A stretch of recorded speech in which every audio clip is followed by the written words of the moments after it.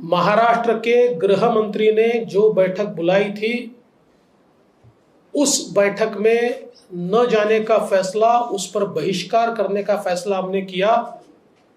इसका कारण पिछले 3-4 दिनों में महाराष्ट्र में जिस प्रकार से गैर जिम्मेदाराना पद्धति से पुलिस का उपयोग करते हुए विरोधी पार्टी के लोगों को जान से मारने की हरकत की गई, प्रयास किया गया। इसके बाद संवाद के लिए जगह कहाँ बचती है। हमारा तो मानना यह है कि हिटलर शाही से संघर्ष होता है, संवाद नहीं होता।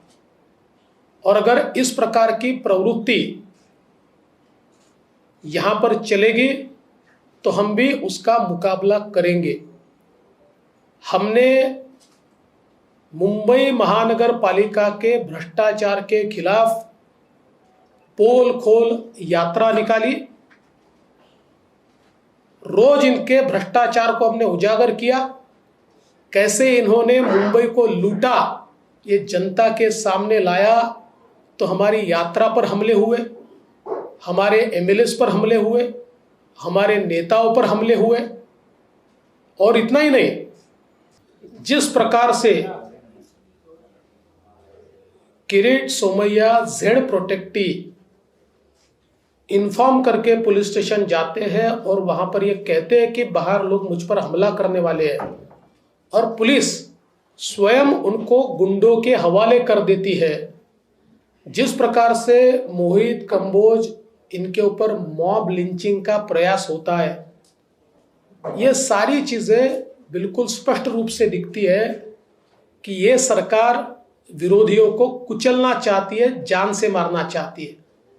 और वैसे भी हम गृह मंत्री के बैठक में जाकर क्या करेंगे, क्योंकि उस बैठक में मुख्यमंत्री तो उपस्थित ही नहीं है और ये सारी चीजें मुख्यमंत्री जी के इशारे पर चल रही है। तो फिर ये बैठक से निकलने वाला क्या है। इतना ही नहीं, तो एक विधायक इंडिपेंडेंट और एक सांसद इंडिपेंडेंट, ये लोग इतना ही अनाउंस करते हैं कि मुख्यमंत्री जी के निवास स्थान के सामने जाकर हम हनुमान चालीसा बोलेंगे तो उनके ऊपर कार्रवाई की जाती है।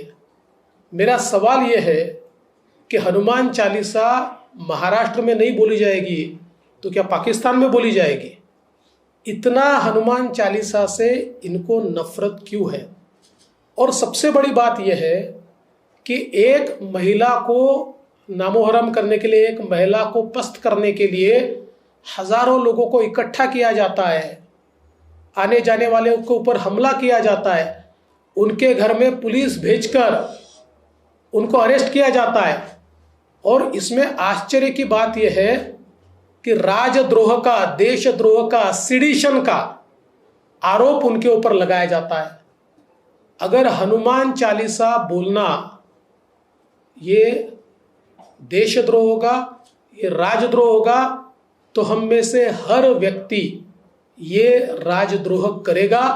हम सारे के सारे हनुमान चालीसा बोलेंगे और अगर सरकार में हिम्मत है तो सरकार हमारे ऊपर राजद्रोह का गुनाह लगाकर दिखाए। लेकिन ये बात यहां तक नहीं रुकती है। इल्लीगली उनको अरेस्ट तो किया ही जाता है, इस प्रकार के अलग अलग गुनाह तो लगाए जाते ही है। लेकिन अभी अभी जो खबर आई है, उनको पुलिस कस्टडी में मिसट्रीट किया गया, उनको नीची जात का बच्चा बताकर उनके साथ दुर्व्यवहार किया गया, उनको पीने का पानी तक नहीं दिया गया। एक महिला सांसद को वॉशरूम जाने के लिए भी परमिशन नहीं दी गई। इस प्रकार से बदले की भावना से महाराष्ट्र में इससे पहले हमने कभी कार्रवाई नहीं देखी। हम तो महाराष्ट्र को पुरोगामी कहते हैं, लेकिन महाराष्ट्र में ऐसे अहंकारी लोग आज सत्ता में हैं कि जो अपने अहंकार के मद में लोकतंत्र को भूलकर, लोकतंत्र को पैरों तले दबाकर, लोकतंत्र को कुचलकर अपना राज चलाना चाहते हैं, मैं उनको चेतावनी देना चाहता हूं, हम संघर्ष करेंगे, हम डरते नहीं हैं। आप हमारे जान पर हमला करेंगे तब भी हम आपका भ्रष्टाचार बाहर निकालेंगे। और बहुत स्पष्ट रूप से मैं उनको कहना चाहता हूं कि आपके हमलों को वैसा ही जवाब देना हमको आता है। जिस प्रकार से आप हमारे साथ व्यवहार कर रहे हैं, आप तो पुलिस के भरोसे कर रहे हैं, पुलिस को साथ में लेकर कर रहे हैं, लेकिन हम वैसे ही जवाब देंगे। हम लोकतंत्र में विश्वास रखते हैं, इसलिए हम चुप हैं।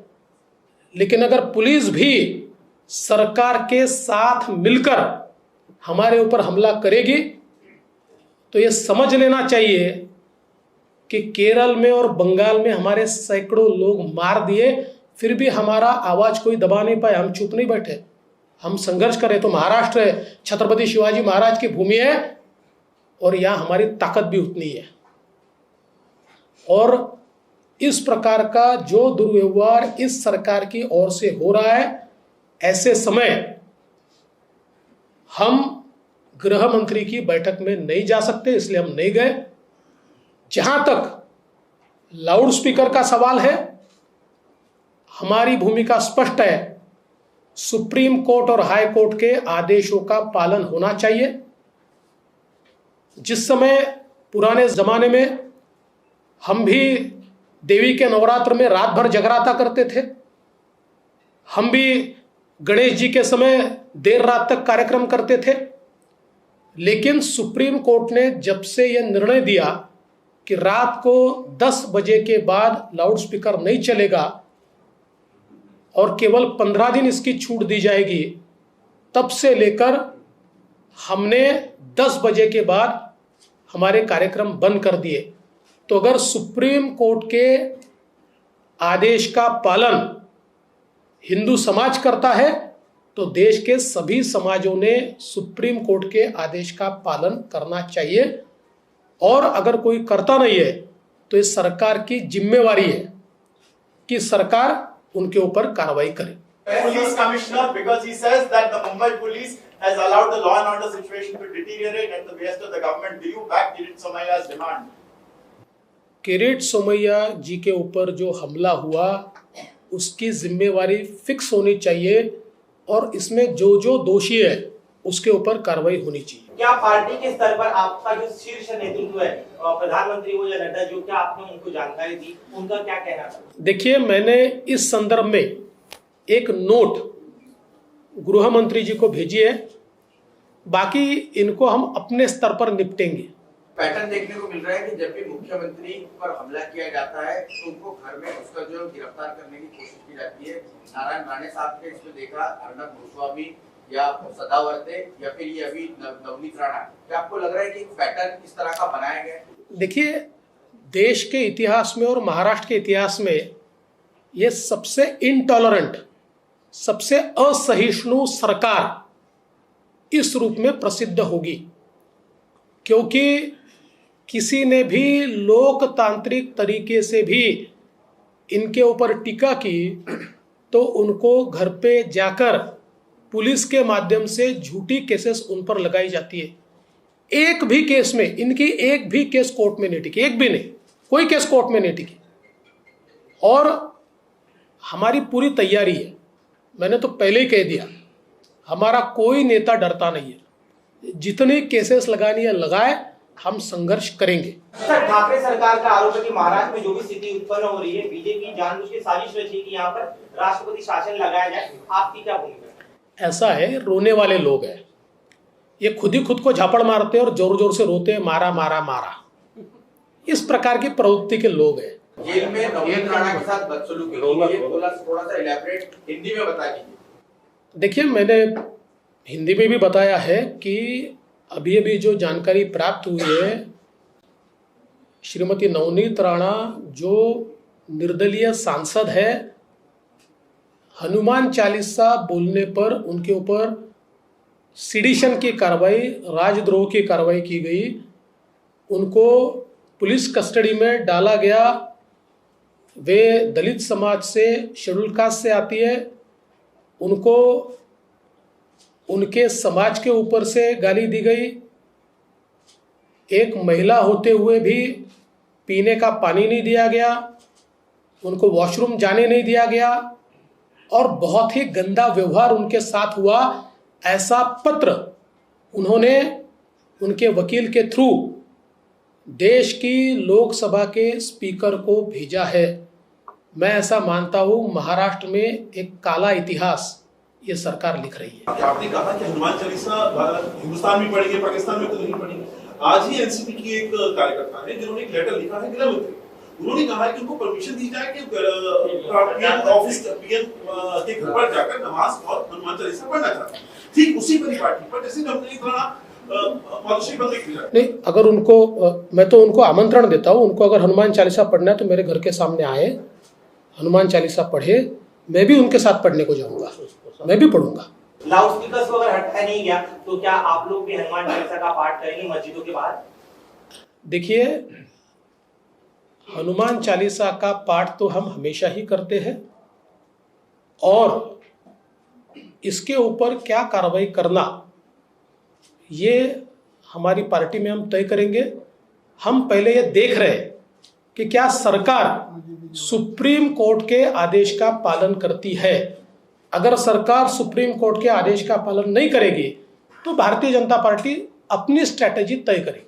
फडणवीस सर, कल पीएम मोदी जी बॉम्बे में थे, प्रोटोकॉल के तहत सीएम को वहां जाना चाहिए था, लेकिन उद्धव ठाकरे जी ने उस प्रोग्राम में जाकर उस बुजुर्ग महिला के घर गए जिन्होंने आंदोलन में शामिल हुए पूरे परिवार के साथ। क्या कहना चाहिए? देखिए, मुझे ऐसा लगता है कि अब कम से कम उद्धव जी उस महिला के घर गए तो बेचारी महिला 80 साल की उनके घर के सामने रात में आकर बैठी। वो महिला आक्रोश कर रही थी, मेरे बेटे को नौकरी नहीं मिली, मुझे घर नहीं मिला, इतने साल में शिवसेना में हूँ, मेरे तरफ किसी ने ध्यान नहीं दिया। तो कम से कम उसकी ओर ध्यान देकर उस महिला को घर मिले, उसके बेटे को नौकरी मिले, ऐसा थोड़ा सा प्रयास मुख्यमंत्री जी करें। और साथ साथ ये भी अपेक्षा है कि एसटी के स्ट्राइक में जिन कर्मचारियों ने आत्महत्या की उनमें से किसी के घर भी मुख्यमंत्री जी जाए, थोड़ी संवेदना दिखाए। जिन किसानों ने आत्महत्या की है उनमें से एक आधे किसान के घर में मुख्यमंत्री जाए, थोड़ी संवेदना दिखाए।